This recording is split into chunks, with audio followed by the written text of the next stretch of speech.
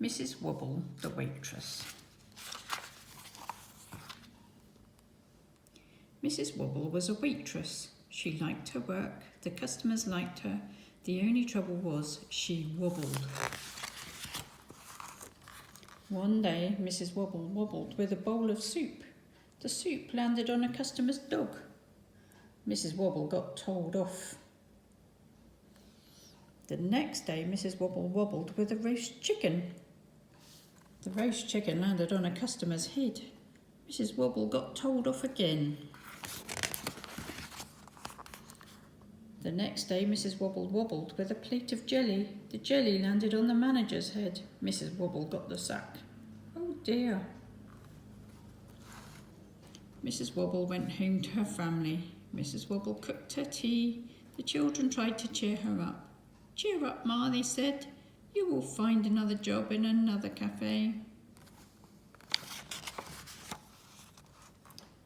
But there were no other cafes. That was the only one in town. Mrs. Wobble knew this. "There are no other cafes," she said, and she began to cry. The children did not like to see their mother cry. It made them cry. It made their father cry too. Then Mr. Wobble had an idea. "I know what we can do," he said. "We can open a cafe of our own." "Where?" said Mrs. Wobble. "Where?" said Miss Wobble. "Where?" said Master Wobble. "Here," said Mr. Wobble. "We can turn the house into a cafe." The next day, the Wobble family turned their house into a cafe. They moved the chairs and tables around. They changed the curtains. Mr. Wobble went shopping. He bought meat and vegetables, fruit and fish, cheese and chicken, flour and a few other things. The children went shopping too. They bought 2 pairs of roller skates and a fishing net. "What are those for?" said Mr. Wobble. "It's a surprise, Pa," the children said. "You wait and see." In the evening, Mrs. Wobble made waiter's clothes for her children and a cook's hat for her husband. Mr. Wobble and the children made the menus. The children went to bed.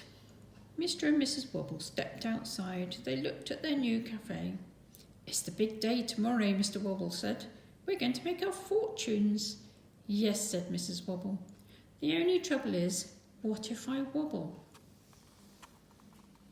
The next day, the children woke up early. "It's the big day today, Ma," Master Wobble said. He gave his mother a cup of tea in bed. Miss Wobble gave her father a cup of tea in bed.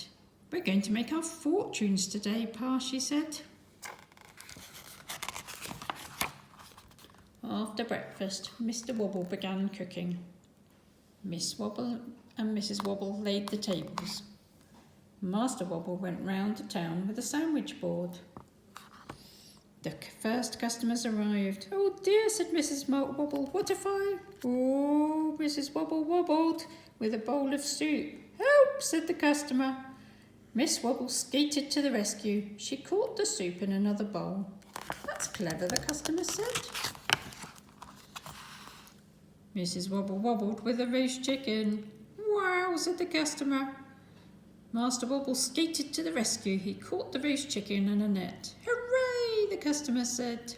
Then all the other customers cheered. "Hooray, hooray. This is more fun than a circus," they said. Look at her wobbling with all the things.